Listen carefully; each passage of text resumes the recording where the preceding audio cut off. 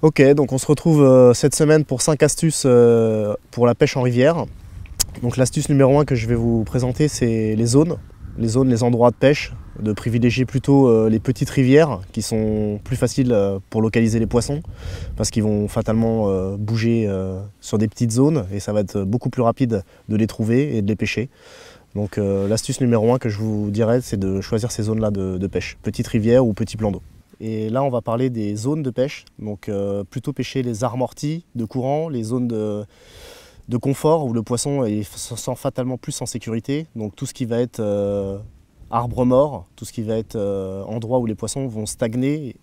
Donc les fosses aussi, les contre-remous et les endroits où les poissons naviguent peu et se sentent en sécurité. Et là, on va parler de la météo, où là, il va falloir pêcher plutôt les coups d'eau.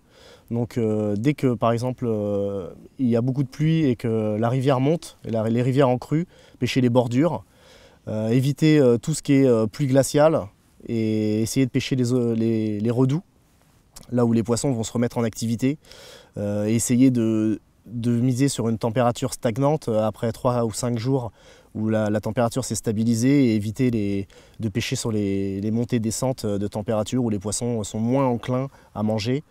Plutôt pêcher la journée sur les endroits les plus ensoleillés, privilégier les bordures.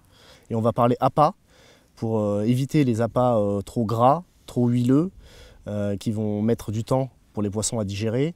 Vous le savez, le processus de digestion de la carpe est au ralenti en cette période, donc privilégier plutôt des appâts très attractifs et très digestes.